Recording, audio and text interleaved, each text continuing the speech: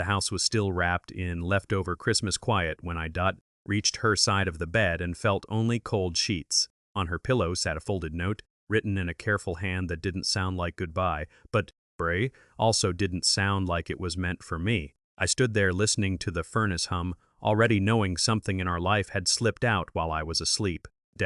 We lived in a small town where Christmas lights stayed up longer than they should, and silence felt familiar rather than lonely. I had been married long enough to recognize the difference between distance and absence, but that morning showed me a third thing entirely. My wife didn't leave in a rush or a fight. She vanished gently, leaving behind a house full of warmth and a note that carried someone else's weight. The house was too quiet when I opened my eyes. Not the soft kind of quiet that comes with early morning, but the finished kind, like something had already happened and I was late to it.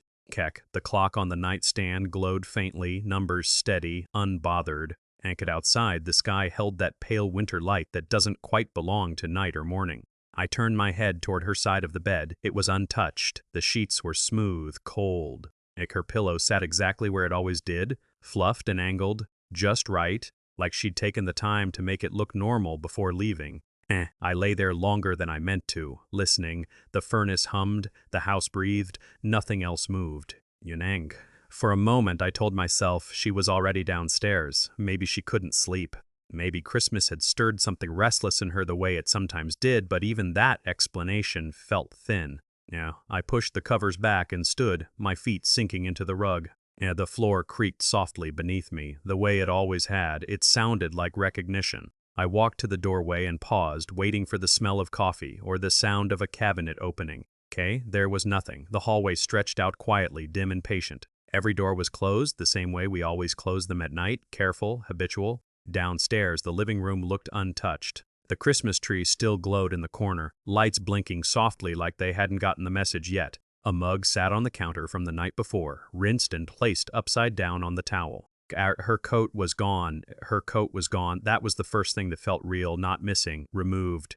I stood there with my hands on the edge of the counter, listening to the silence settle around me. It didn't echo, it didn't shift, it stayed. I went back upstairs slowly, as if moving too fast might make something snap into place. In the bedroom, the air felt cooler on her side, like it hadn't been disturbed in hours. That's when I saw the note. It rested on her pillow, folded once, not rushed, not crumpled, placed. I didn't pick it up right away. I stood there, staring at it, feeling something tighten behind my ribs.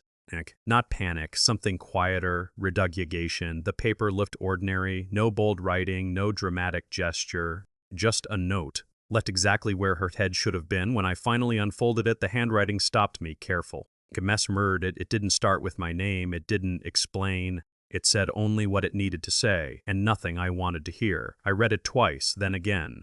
The words felt like they were written for someone standing in a different room, someone else's version of this moment. I lowered myself onto the edge of the bed, the mattress dipping slightly under my weight. The space beside me stayed empty, the house didn't react, didn't groan or shift. It felt like it already knew. I tried to think back to the night before. Christmas Eve had been quiet. Too quiet, maybe, but not wrong. We'd eaten dinner at the same table we always did, and talked about the weather, about nothing. She'd smiled when she handed me a plate, not forced, just enough to go unnoticed. I wondered how many goodbyes look exactly like ordinary moments when you don't know what you're looking for. I stood again and opened the closet. Her side was lighter, not empty, but curated. The sweaters she wore most were gone. The shoes she favored in winter weren't by the door. She hadn't grabbed things at random. She had chosen. I walked back into the bedroom and sat again, the note folded neatly in my hands. I noticed then how clean the room was, how intentional, no drawers left open, no signs of panic. This wasn't a disappearance, it was a decision. The quiet pressed in differently now, less accidental, deliberate. I checked my phone. No missed calls, no message. Something about that felt worse than if there had been. I didn't call her, not because I didn't want to hear her voice, but because the note told me I wasn't supposed to interrupt. Whatever this was, it had already begun without me. I walked through the house slowly, touching familiar things. The back of her chair, the edge of the counter where she always rested her hand while thinking. Each place felt intact, unbroken. That's what unsettled me most. If someone leaves in the middle of the night, you expect chaos, a trail. But this house looked like it had been tucked in after she left. I stood by the front door and stared at the lock. It was turned carefully, not rushed. Outside, the street was quiet, snow lining the edges of the road like it always did this time of year. No footprints, whatever vehicle she'd taken was long gone. I leaned my forehead against the door and closed my eyes. The question didn't arrive all at once, it settled slowly. Why would someone leave so carefully, not in anger, not in fear, but with intention? I returned upstairs and placed the note back on the pillow, folding it the same way she had. It felt wrong to move it somewhere else, like it belonged to the space she'd left behind. I sat on my side of the bed and listened to the house again, the furnace. The distant hum of morning beginning outside, everything functioned, except us. I realized then that absence isn't loud. It doesn't always announce itself. Sometimes it arrives quietly, neatly, leaving behind a room that looks exactly the same, except for the part of it that no longer breathes. And standing there in a house that felt too finished, I understood something had ended long before I woke up. I just hadn't noticed the silence until it was complete. The paper was thin, and the kind that bends before it resists. It rested on her pillow like it belonged there, folded once, edges aligned carefully with the seam of the case. Not tucked under, not hidden, placed. The morning light reached it gently, just enough to make the paper glow against the white fabric. For a moment I didn't touch it. I stood at the side of the bed, listening to the quiet settle back into place. The house felt alert, like it was waiting to see what I would do next. I picked up the note with 2 fingers, careful not to crease it. The paper was cool, holding the temperature of the room, not the warmth of a hand. That told me she'd been gone longer than I wanted to believe. I unfolded it slowly, just a few lines. No greeting, no name. The handwriting was steady, not rushed, not emotional. It didn't say I'm sorry. It didn't say please forgive me. It didn't say I'll come back. It didn't say goodbye either. The words sat there like a thought written down for safekeeping, clear, contained. I read it once, then again. Each time it felt less like it was speaking to me, and more like I'd stumbled into something private. Like I was standing too close to a conversation that wasn't meant to be overheard. I sat on the edge of the bed, the mattress dipping softly beneath me. Her side stayed smooth, untouched, the pillow already beginning to lose its shape. The note rested in my hands, light as it was heavy. I searched it for emotion, for cracks, for hesitation. Yet there were none. The certainty in it unsettled me more than anger ever could have. I thought about the way she'd written grocery lists, organized, deliberate, nothing extra. This felt the same. Which told me everything I didn't want to know. She hadn't woken up unsure. She hadn't argued with herself in the dark. This decision had already been made long before the note existed. I read it a 3rd time, slower, still no apology, still no explanation. And nowhere, not once, did she use my name. That's when it landed. This wasn't written to me. I felt a strange tightening in my chest, not pain exactly, but displacement. Like I was standing in the wrong room of my own house. I imagined her sitting on this bed hours earlier, pen in hand, the house quiet around her, taking the time to fold the paper just right, placing it where her head usually rested. That detail stayed with me. She wanted it to be found, but not read like a message, more like a trace.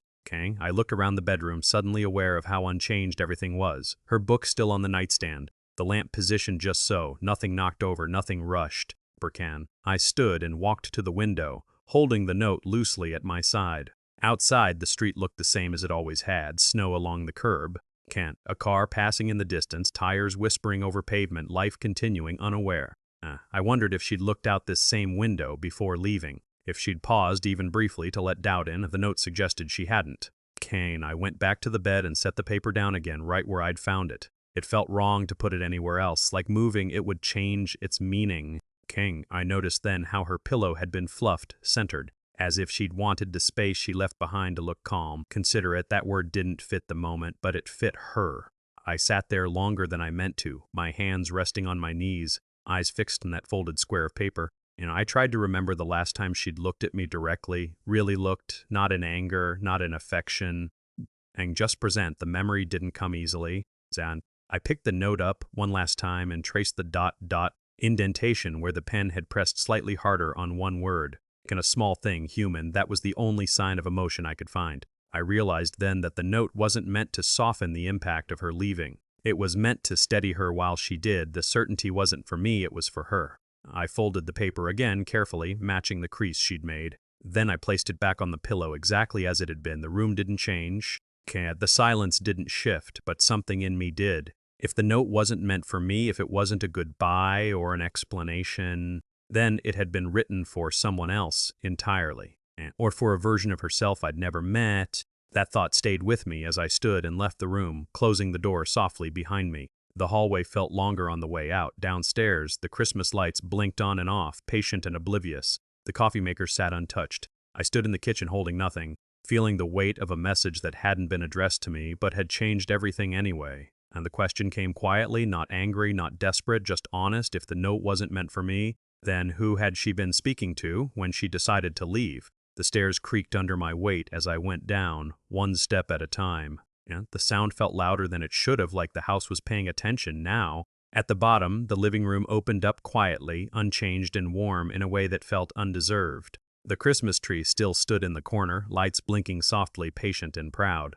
Green needles dotted the rug beneath it, the faint smell of pine lingering in the air. And somewhere beneath that, coffee, stale now but familiar, hung like yesterday, hadn't finished leaving yet. Nothing looked wrong. That was the problem. The couch cushions were undisturbed. The blanket we'd shared the night before was folded neatly over the arm, just the way she always left it. The room carried no urgency, no sign that anything had fractured while I slept. I stood there, hands at my sides, listening to the quiet hum of the refrigerator from the kitchen. The clock ticked steadily on the wall. Time hadn't paused for me. I walked toward the front door. Her coat was gone, not missing gone. The hook where it usually hung stood empty, the wood beneath it slightly lighter where the fabric had rested for years. Next to the door, her boots were lined up neatly, toes facing outward, as if waiting. She'd worn the boots yesterday, I remembered that clearly. She'd kicked snow off them at the threshold, laughing softly when some of it landed on the mat anyway. Now they sat clean and dry, perfectly aligned. That detail stayed with me. If she'd left in the night, she hadn't worn them, which meant she'd planned something different. I bent down and touched one of the boots, my fingers brushing the leather lightly. It was cold. Ut usus. I straightened and looked around the room again, searching for something, anything, that looked out of place. There was nothing. The tree lights blinked on and off, unaware. The ornaments reflected the room back at me in tiny, warped versions, me standing alone, hands empty, looking like I didn't belong in my own house. I moved into the kitchen. The counter was clean, too clean. The coffee maker sat where it always did, empty and silent. No grounds left behind, no mug waiting. She'd made sure nothing would need explaining. I leaned against the counter and closed my eyes, letting the smell of pine and old coffee settle around me. Christmas Eve came back slowly, like a film playing in fragments. We'd eaten dinner at the table, just the two of us, no music. Just the soft clink of forks against plates. She'd asked if the food was okay. I'd said yes. She smiled then, a real one, or at least I thought it was. We talked about small things, weather, the roads, whether the snow would melt by morning, nothing that mattered, nothing that asked to be remembered. I replayed every moment looking for cracks. Had she gone quiet sooner than usual? Had her laughter arrived a second too late? At the time it had felt peaceful, now it felt rehearsed. I remembered how she'd lingered by the tree after dinner, adjusting an ornament that didn't need adjusting. How she'd stood there a little longer than necessary, just looking. I'd thought she was tired or reflective. I hadn't thought she was saying goodbye. I walked back into the living room and sat down on the couch, the cushions giving slightly under my weight. The blanket still held a faint trace of warmth, or maybe I imagined that the TV remote lay exactly where I'd left it, nothing disturbed. It felt like the house had been preserved at the moment before something ended. I picked up one of the ornaments from the lower branches of the tree, a small glass one we bought years ago on a trip we rarely talked about anymore. It reflected the lights in soft colors, blurring the edges. I turned it slowly in my hand. Had she already decided to leave while we were still pretending everything was whole? The thought didn't arrive sharply. It settled. I thought about how calm she'd been, how deliberate every movement now seemed in hindsight. And people don't disappear by accident. They prepare. I stood and walked back toward the door, glancing again at the boots, neatly aligned, waiting for nothing. The house made a small sound then, just a shift in the walls as the heat kicked on. It felt like a breath. I realized I was holding mine. I let it out slowly. The stillness wasn't empty. It was full of intention, of care, of something carefully concluded. I walked from room to room, not searching anymore, just observing. The guest room untouched, the bathroom spotless. Every space felt finished. I stopped in the doorway between the living room and kitchen and looked back at the tree one more time. The lights blinked softly, steady and loyal. They would keep blinking all day if I let them. Cat. Outside, a car passed, tires crunching over snow, life moving on without hesitation. I wondered where she was now. Whether she was cold, whether she felt relief, or something heavier. I wondered if she'd looked back at the house before leaving, if she'd noticed the lights still glowing. KK. I reached over and turned them off. The room dimmed instantly, shadows filling the corners where warmth had been. The tree stood dark and quiet now, just another shape in the room. The silence felt more honest that way. Standing there, surrounded by the remains of a holiday that had ended without warning, I understood something I hadn't before. Endings don't always announce themselves. From Madden Frender Surkam. Sometimes they sit quietly at the table, pass the plates, smile when spoken to, and leave while you're still believing in the shape of things. And as the house settled back into its quiet, stripped now of blinking lights and borrowed cheer, one question stayed with me, heavier than the rest. No? Had she already left me before she ever walked out the door? Okay, the phone felt heavier than it should have in my hand, cold, unwilling. Again, I stood in the hallway where the light from the kitchen didn't quite reach, the screen glowing softly against my palm. Her name was already there, typed out, complete, waiting for me to finish what muscle memory had started. I didn't press call. The house seemed to notice, not in a dramatic way.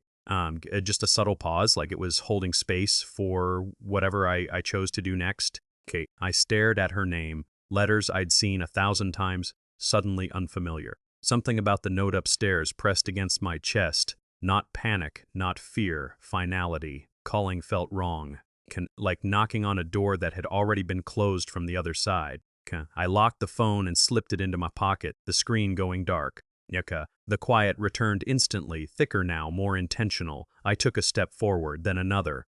The floor creaked under my weight, the sound low and knowing, like it remembered every version of us that had crossed it before. I moved slowly, not searching, just touching. I stopped at the dining table first. Her chair was pushed in neatly, angled just enough that I could picture her sitting there. I rested my hand on the back of it, fingers curling around the wood. It was smooth where her hand always landed, worn down by habit. And I pulled the chair out slightly, then pushed it back again. Nothing changed. In the kitchen, the mug she always used, sat drying on the rack, white ceramic. A small chip near the rim from the time she dropped it and laughed like it didn't matter. I lifted it carefully, turning it in my hands. It still smelled faintly of coffee. I thought about how many mornings she'd held it exactly like this, standing by the window, staring out while the day decided what it wanted to be. I set it back where I found it. Kansames Kamen. Each object felt like it was waiting for something, for explanation, for reassurance, for her to come back and complete the scene. I had none of that to give. I moved through the living room next. The couch cushions held their shape. The remote sat where I'd left it. I brushed my fingers along the armrest, following the fabric seam without thinking. The motion felt familiar, comforting in a way that didn't help. The Christmas tree stood dark now, stripped of its blinking certainty, and just branches and ornaments catching faint light from the window. I paused there, my reflection faint in the glass. Ornaments. My face looked older than it had a day ago. I pulled the phone out again, unlocked it. Her name was still there, exactly where I'd left it. I imagined the call connecting, her voice answering, or not. Either possibility felt wrong. The note upstairs hadn't asked for space, it hadn't explained anything, but it had drawn a line. I slid the phone back into my pocket and kept walking. In the hallway bathroom, her hand towel still hung on the rack, folded the way she always folded it. I ran my thumb along the edge, feeling the softness. It occurred to me then how loud most goodbyes are. Arguments, rage voices, doors slamming. This one had avoided all of that. It had left behind order. I stopped outside the bedroom door, my hand hovering near the knob. I didn't go in. Instead, I leaned my forehead against the frame, eyes closed, breathing in the quiet air. Calling would have made noise. It would have demanded something, answers, reassurance, reaction, and whatever this was, it didn't want to be chased. I moved away from the door and sat down on the edge of the couch instead, elbows on my knees, hands loosely clasped. And the house didn't shift, didn't protest. It felt like it was letting me sit with it. I thought about how often we confuse closeness with access, or how we assume the right to interrupt just because we once belonged in the same room. The note hadn't belonged to me, and this moment didn't either. The phone vibrated once in my pocket. A notification, nothing important. I ignored it. The quiet returned. I looked around the room again, really looked this time. at the places where her presence still lingered without asking for attention, the bookshelf where she always reorganized the spines. The small plant by the window she watered more often than necessary. These weren't clues, they were remains. I stood and walked back toward the kitchen, stopping once more at the table. I pulled out her chair and sat in it just for a moment. The perspective felt wrong. I pushed it back in carefully and stood. I understood then that calling her wouldn't bring clarity. It would only prove that I wasn't ready to accept the shape of her leaving.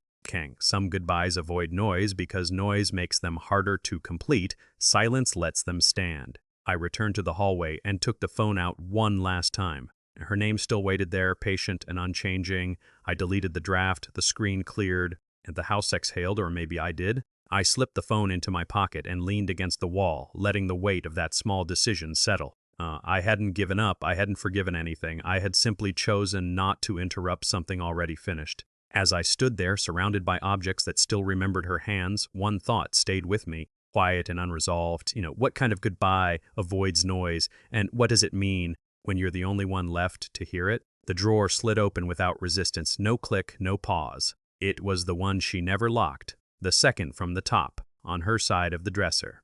I'd seen her open it 100 times without thinking, always casual, like it held nothing that needed guarding. The room was quiet again, afternoon light slipping through the blinds in narrow stripes. Dust floated lazily, settling where it pleased. The house felt watchful, but not tense, just attentive. I stood there with my hand resting on the drawer's edge, feeling the smooth wood worn soft by years of use. For a moment, I considered closing it again. Some things don't ask to be found. But the drawer was already open, and so was the silence. Inside, the contents were neat, too neat.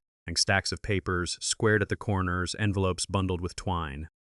Photographs faced down, aligned carefully like they'd been arranged more than once. This wasn't storage. It was preservation. I lifted the first stack of papers, old bills, expendi documents, nothing urgent. Then letters, handwritten, yellowed slightly at the edges. Canned. I sat down on the bed, the mattress dipping quietly beneath me, and unfolded the first one. The handwriting stopped me. It was hers, but not the version I knew. The strokes were looser, more expressive. There was warmth in it, impatience, a kind of openness I'd never seen in her notes on the fridge or the margins of grocery lists. I read slowly. The letter wasn't addressed to me. Not indirectly, not accidentally. My name wasn't there at all. I read another and another, different dates, years apart.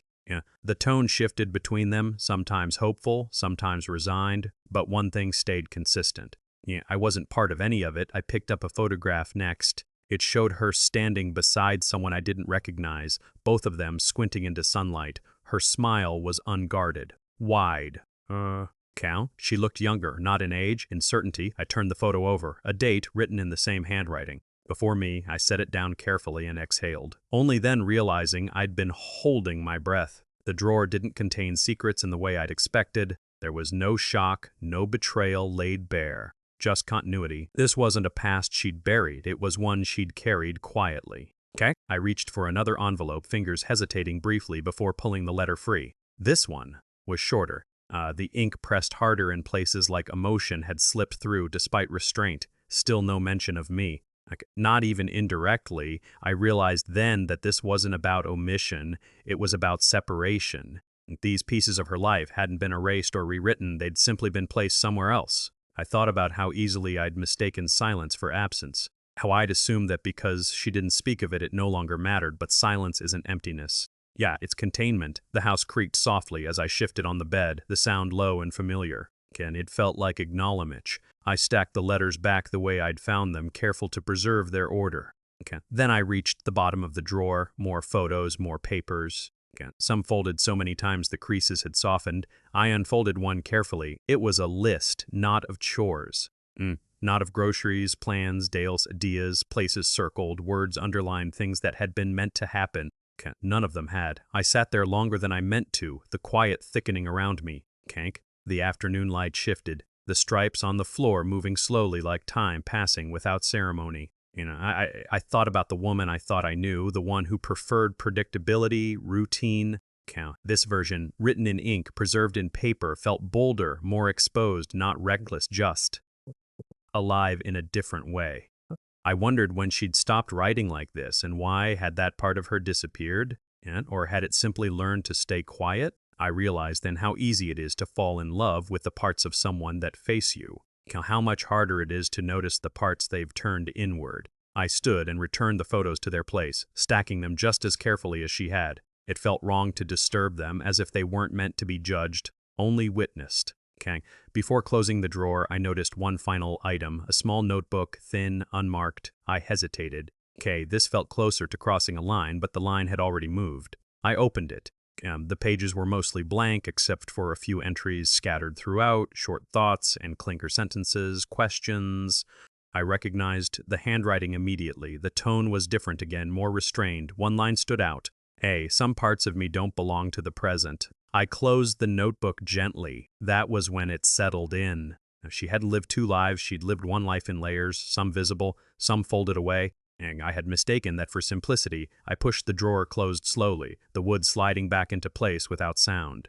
It didn't click, it never did. I sat there on the bed, hands resting on my thighs, staring at the dresser like it might speak. The room felt unchanged, the house didn't react, but something inside me had shifted, not anger, perspective. Kent, how long can someone live two lives without one bleeding into the other? Maybe longer than we think, if one of them is quiet enough. I stood and walked to the window, looking out at the street below. A neighbor passed with groceries. A dog barked once, life moving on, unaware. I realized then that love doesn't grant access to every chapter, and maybe it shouldn't. But it does ask for honesty, or at least the chance to notice what's been left unsaid. As the light faded and the room slipped into shadow, one question stayed with me, unresolved and steady. Had she been hiding from me, or protecting a part of herself she didn't know how to explain? The name didn't jump out at me at first, it waited. Afternoon light had softened by the time I noticed it again, slipping through the blinds in pale bands that moved slowly across the bedroom wall. I sat on the edge of the bed, the drawer still open beside me, papers spread carefully across the comforter like they were asking to be read in the order they'd been kept. I'd already gone through most of them, letters, photos, lists that never turned into plans. Then I saw it. I got the same name again, written the same way it had been before. No underline, no emphasis, just there. I paused, the paper resting lightly between my fingers. The room felt still in a different way now, not empty, tentative. I looked back through the pages, slower this time. There it was again, tucked into the middle of a paragraph, like it belonged there, not introduced, not explained, familiar. That was what unsettled me most. This wasn't a name written with longing or regret. It wasn't surrounded by questions. It appeared the way you write the name of someone you don't need to define. I said it out loud. Just once, the sound of it filled the room softly, then settled. It didn't echo, it didn't feel foreign. It fit. That realization tightened something in my chest before I could stop it. I sat there listening to the quiet that followed, the house offering no reaction, like it had already accepted this truth long before I had. I said the name again, quieter this time. It still fit. I thought about the note on the pillow upstairs, the calm certainty of it, the absence of apology. How it hadn't been written for me. Suddenly that made sense in a way I hadn't wanted it to. The note hadn't needed to explain anything because it wasn't closing a door. It was answering something that had already been asked elsewhere.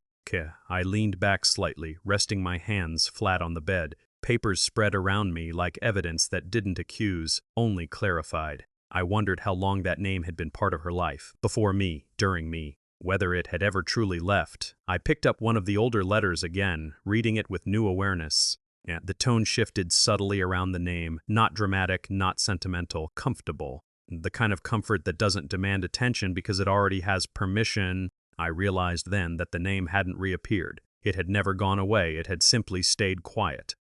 I stood and walked to the window, the paper still in my hand. And outside the street looked ordinary, a parked car dusted with snow. A neighbor's porch light still on, though it was well past morning. I said the name again, barely above a whisper. It sounded like it belonged to the world outside, too. That was when the comparison crept in, uninvited, unfair. Who was this person to her, and who had I been? I didn't feel replaced, not exactly. I felt misaligned.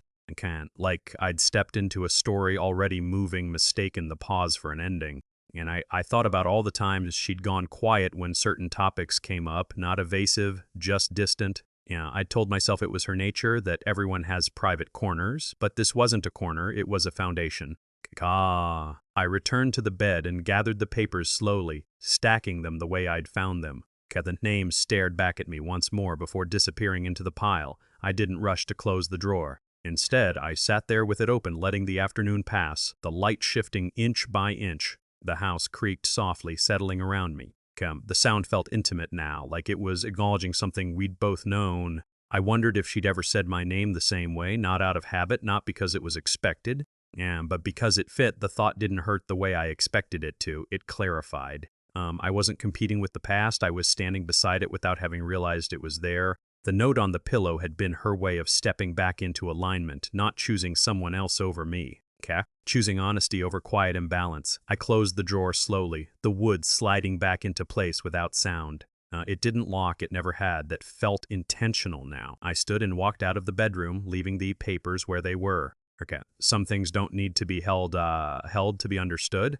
In the hallway, I paused, resting my hand against the wall. The paint was cool beneath my palm. I said the name one last time. This time it didn't feel like intrusion, it felt like recognition. Downstairs, the house remained still. The Christmas decorations were still packed away.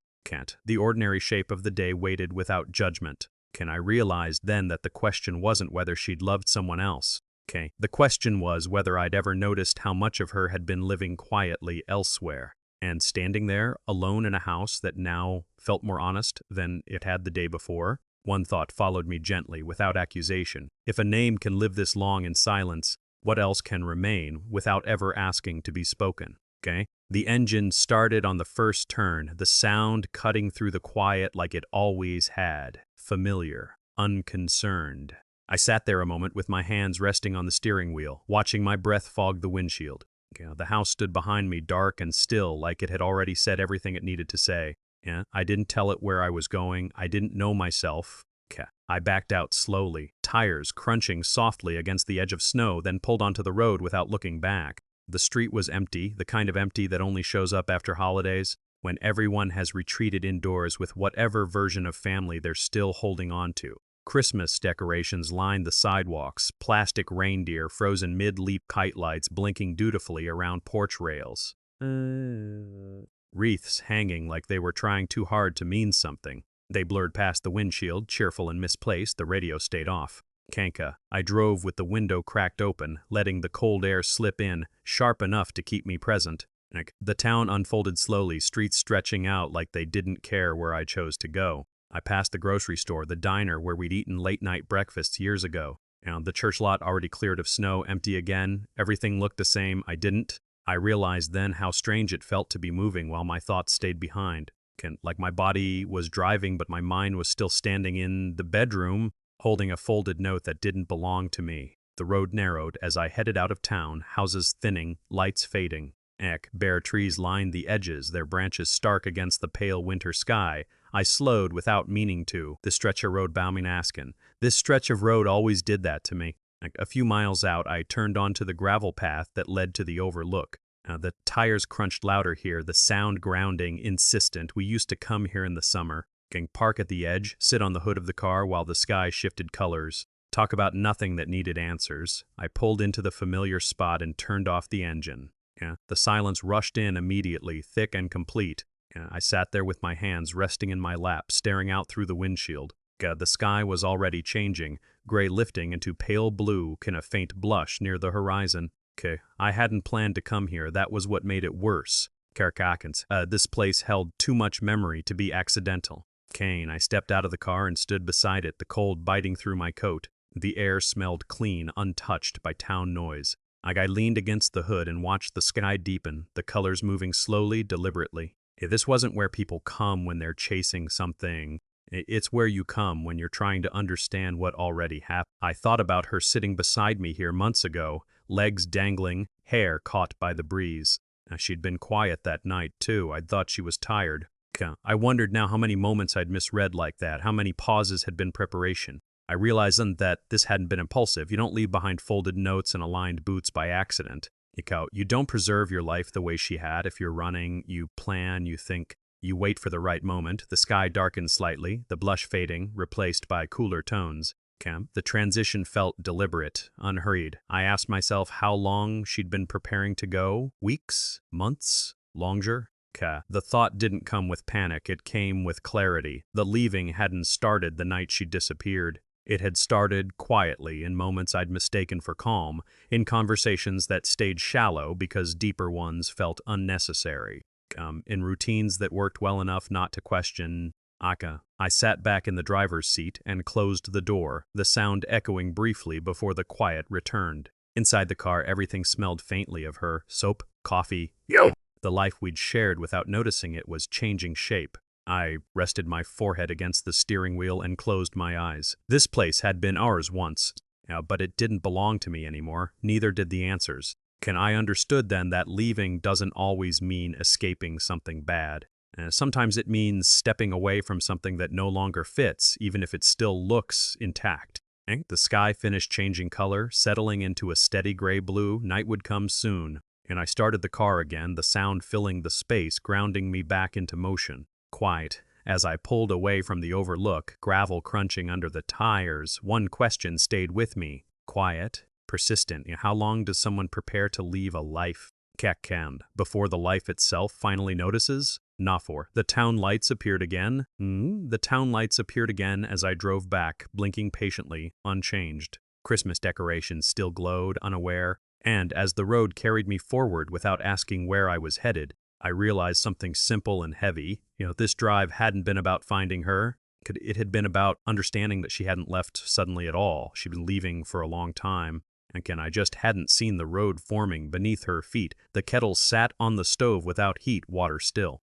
Waiting. I stood in the kitchen with my hands resting on the counter, looking at nothing in particular. The morning light slid in through the window, pale and unsure, touching the edges of the room without committing to anything. It felt like the kind of morning meant for talking, the kind where words usually find their way out, but there was no one left to talk to. The house held its breath the way it had been doing since she left, not tense, just observant, like it was curious what I would do now that silence had become permanent. I imagined her sitting across from me at the table, elbows resting near the edge, fingers wrapped around a mug she wasn't drinking from anymore. In my mind, she didn't look at me. She rarely did when things mattered. We'd never been a couple that argued loudly. No slammed doors, no raised voices. If anything, we were proud of that. We called it maturity, calm, understanding, stability. Now the word felt heavier. I leaned back against the counter and let myself think about the questions I'd never asked, not because I didn't care, but because nothing had seemed broken. I'd never asked if she was still happy. Not directly. Happiness felt like something you check only when it's clearly missing. She laughed enough, she showed up, she stayed. That felt like proof. I'd never asked if there was anything she missed about her life before me. I assumed the answer would complicate things, or worse, require change, so I let the silence answer for her. We had routines, shared mornings, predictable evenings. I mistook that for truth. Stability has a way of convincing you that questions are unnecessary. I sat down at the table alone, the chair scraping softly against the floor. The sound lingered longer than usual, like the house was holding on to it. I imagined asking her now, "Are you still choosing this life?" In my mind, she didn't answer right away. She looked at the grain of the table instead, traced it with her finger.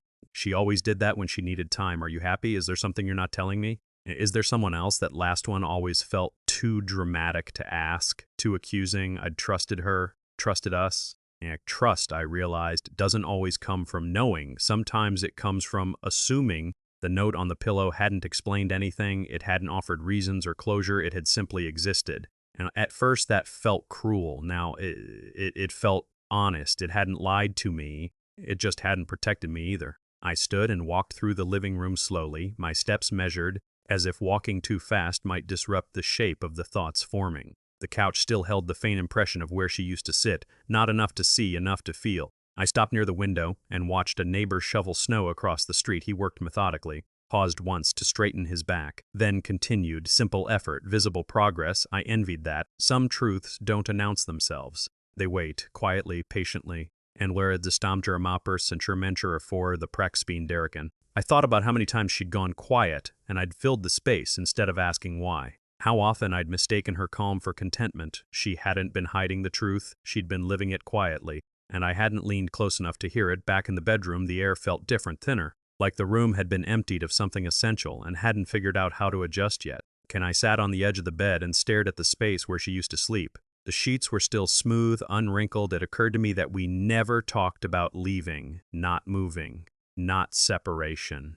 Not even hypothetically, we talked about repairs, vacations we might take someday, plans that always sat just far enough ahead not to need decisions, yet we talked around the future. Not into it. The conversations that never happened weren't avoided out of fear. They were postponed out of comfort.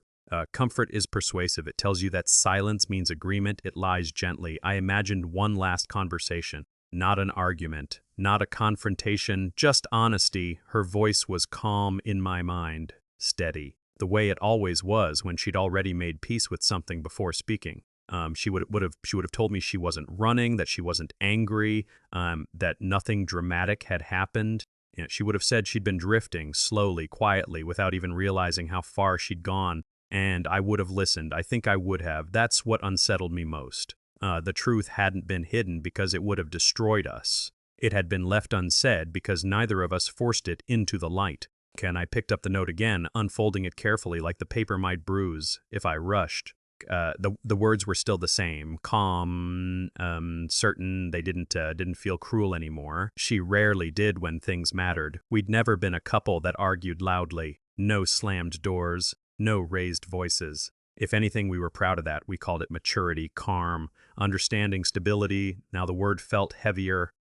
I leaned back against the counter and let myself think about the questions I'd never asked, not because I didn't care, but because nothing had seemed broken. I'd never asked if she was still happy. Not directly. Happiness felt like something you check only when it's clearly missing. She laughed enough, she showed up, she stayed.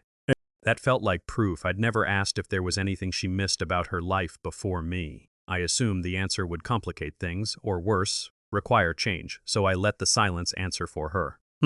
We had routines, shared mornings, predictable evenings. I mistook that for truth. Stability has a way of convincing you that questions are unnecessary. Kara. I sat down at the table alone, the chair scraping softly against the floor. The sound lingered longer than usual, like the house was holding on to it. I imagined asking her now, "Are you still choosing this life?" In my mind, she didn't answer right away.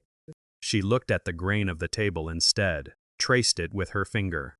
She always did that when she needed time. "Are you happy? Is there something you're not telling me? Is there someone else?" That last one always felt too dramatic to ask, too accusing. I'd trusted her, trusted us. Trust, I realized, doesn't always come from knowing. Sometimes it comes from assuming. The note on the pillow hadn't explained anything. It hadn't offered reasons or closure. It had simply existed. And at first that felt cruel. Now it felt honest. It hadn't lied to me. It just hadn't protected me either. I stood and walked through the living room slowly, my steps measured, as if walking too fast might disrupt the shape of the thoughts forming. The couch still held the faint impression of where she used to sit, not enough to see, enough to feel. I stopped near the window and watched a neighbor shovel snow across the street. He worked methodically, paused once to straighten his back, then continued. Simple effort, visible progress. I envied that. Some truths don't announce themselves. They wait, quietly, patiently. And where the stamter mapper centurmenture for the praxbean derrican. I thought about how many times she'd gone quiet, and I'd filled the space instead of asking why. How often I'd mistaken her calm for contentment. She hadn't been hiding the truth, she'd been living it quietly, and I hadn't leaned close enough to hear it. Back in the bedroom, the air felt different, thinner, like the room had been emptied of something essential and hadn't figured out how to adjust yet. I sat on the edge of the bed and stared at the space where she used to sleep. The sheets were still smooth, unwrinkled. It occurred to me that we never talked about leaving, not moving, not separation. Not even hypothetically, we talked about repairs, vacations we might take someday, plans that always sat just far enough ahead not to need decisions, yet we talked around the future. Not into it. The conversations that never happened weren't avoided out of fear. They were postponed out of comfort. Comfort is persuasive. It tells you that silence means agreement. It lies gently. I imagined one last conversation, not an argument, not a confrontation, just honesty. Her voice was calm in my mind, steady, the way it always was when she'd already made peace with something before speaking. She would have told me she wasn't running, that she wasn't angry, that nothing dramatic had happened.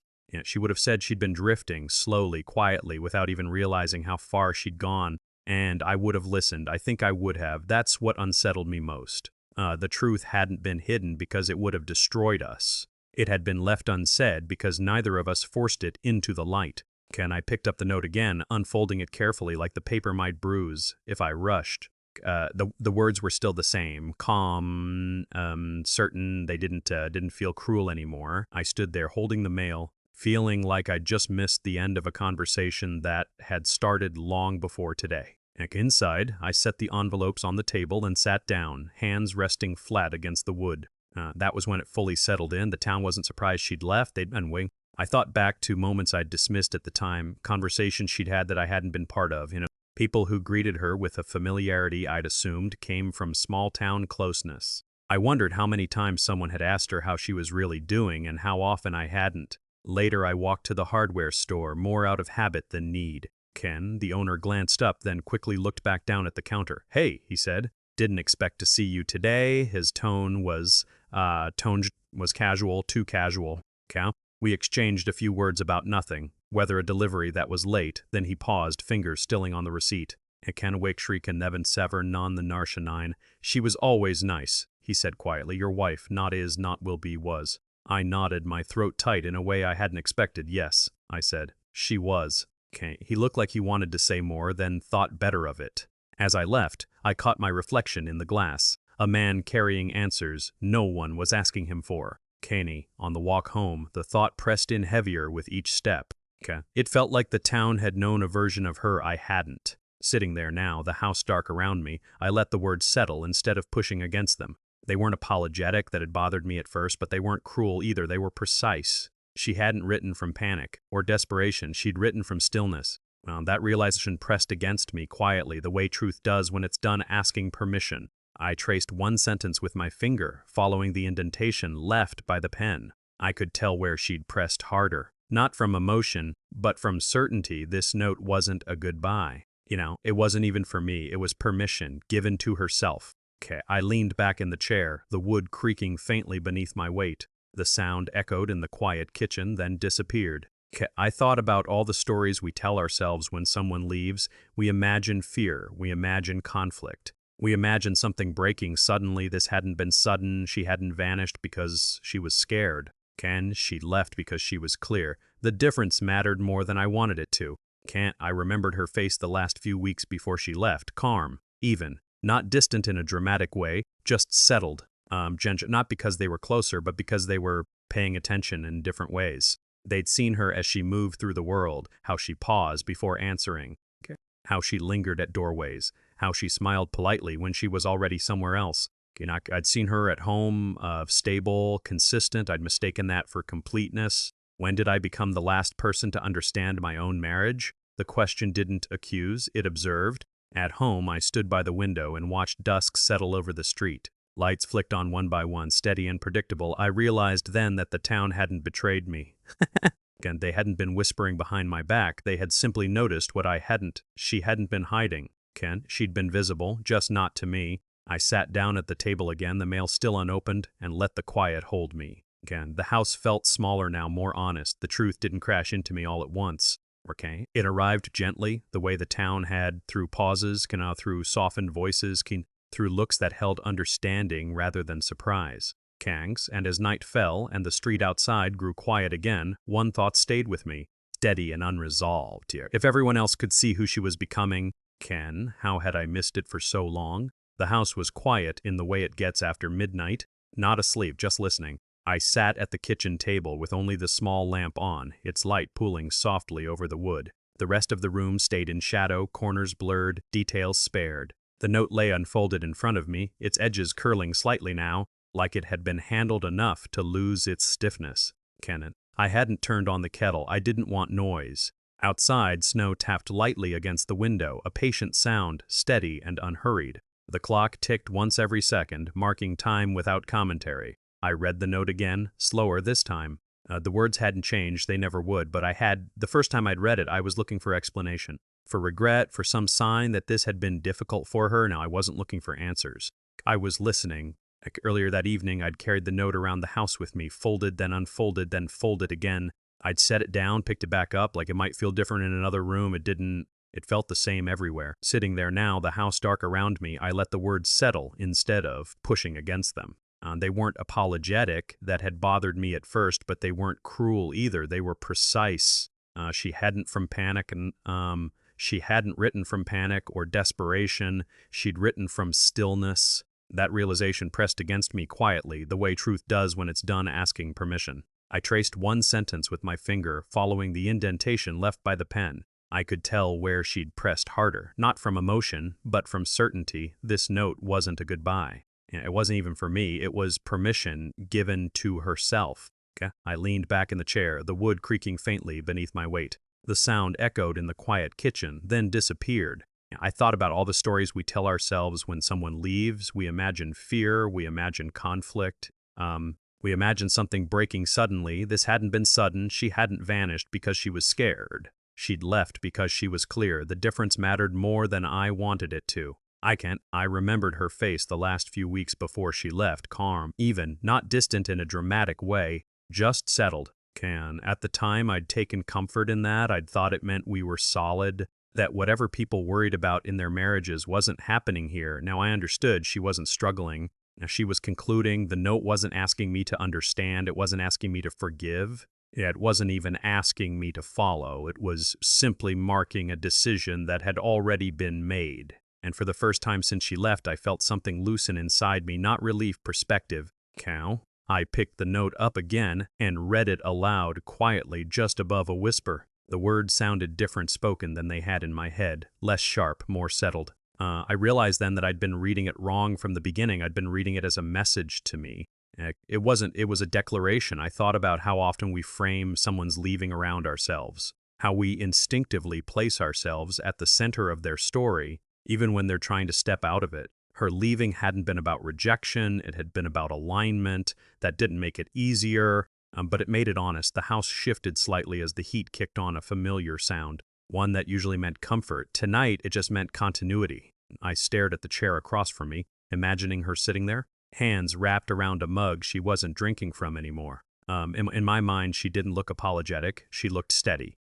I asked the question aloud before I realized I was going to. Could I accept a truth that didn't center me? The words sat there between me and the empty chair. I didn't answer right away. I thought about all the ways I'd centered myself in the story of us. Not out of ego, but habit. Marriage encourages that. It tells you that shared life means shared narrative, but her note reminded me of something quieter. Shared life doesn't erase individual truth. Sometimes it just delays its arrival. I folded the note carefully and placed it back on the table, aligning the edges just the way she would have. The gesture surprised me. It felt like respect, not agreement, respect.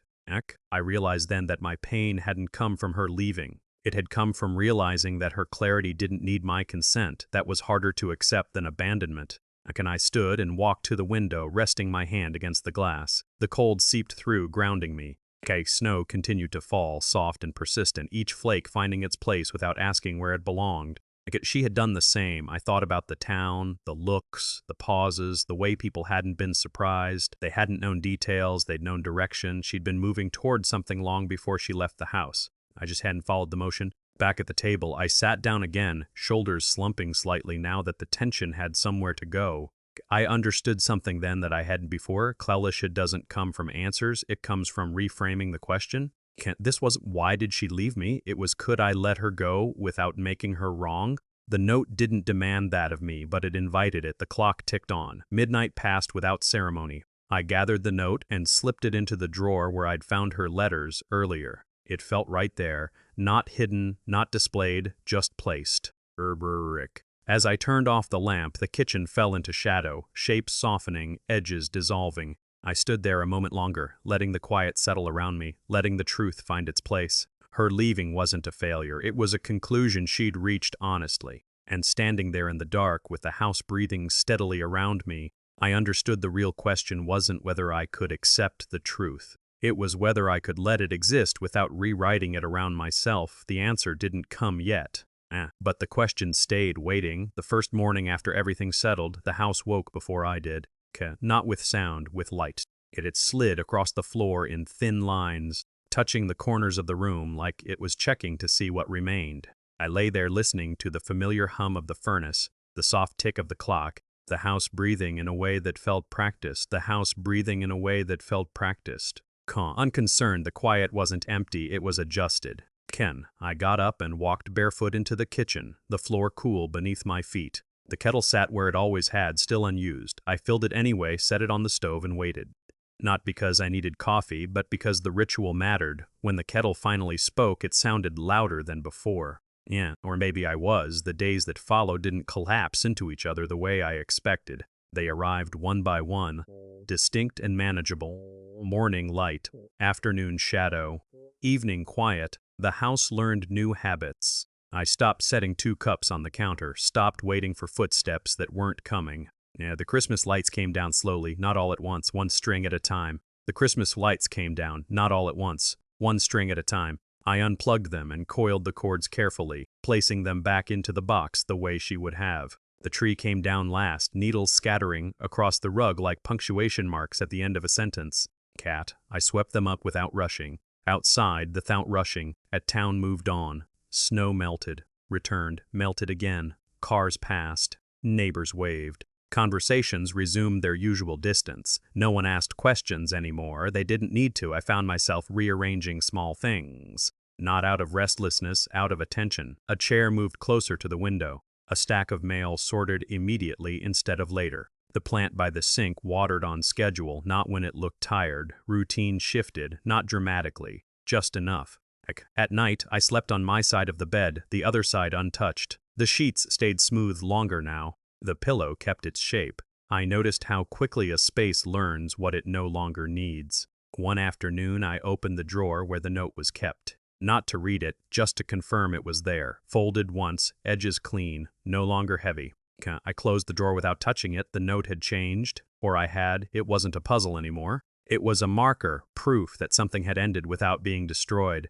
I cooked meals that were simpler than before. Fewer ingredients, fewer pauses. I ate standing sometimes, watching the light move across the wall. Other nights, I sat at the table and finished slowly, listening to the sounds of the house fill the space where conversation used to live. The silence wasn't demanding, it was permissive, it allowed thought without insisting on it. I walked more around the block, past the park, down streets I hadn't noticed before because I'd always been heading somewhere else. I paid attention to small details, the way a gate creaked in the wind, the way snow compressed underfoot and then released. Movement without destination felt different now, less urgent, more honest. One evening, as dusk settled in, I stood by the window and watched the streetlights flicker on. The house reflected faintly in the glass behind me, my outline blurred familiar. I thought about chasing answers, about driving farther, asking harder questions, searching for closure in places that didn't belong to me anymore. Then I didn't. Some endings aren't meant to be chased, they don't want pursuit, they want recognition. The house had learned that. So had it creaked differently now, not in protest but in acknowledgement. The sounds felt like memory rather than loss. I realized then that understanding doesn't arrive with fireworks or declarations. It arrives quietly when you stop asking something to be different than it is. The days didn't feel lighter. They felt steadier, that was enough. One night, I turned off the last lamp and stood in the dark a moment longer than necessary. The room held its shape, nothing shifted, nothing waited. I went to bed without checking the drawer, without listening for names, without bracing for meaning. Sleep came easily. In the morning, the light returned the way it always does, unconcerned, generous. The house accepted it, so did I. Life continued without explanation. And in that quiet continuity, I understood something that hadn't been clear before. Not every ending needs a resolution you can hold in your hands. Some only need the space to settle. The note stayed folded, the house stayed standing, and I stayed. Not because I was waiting, but because I had learned how to live with what remained without asking it to speak again. The quiet didn't mean nothing was left, it meant what was left finally had room to be still.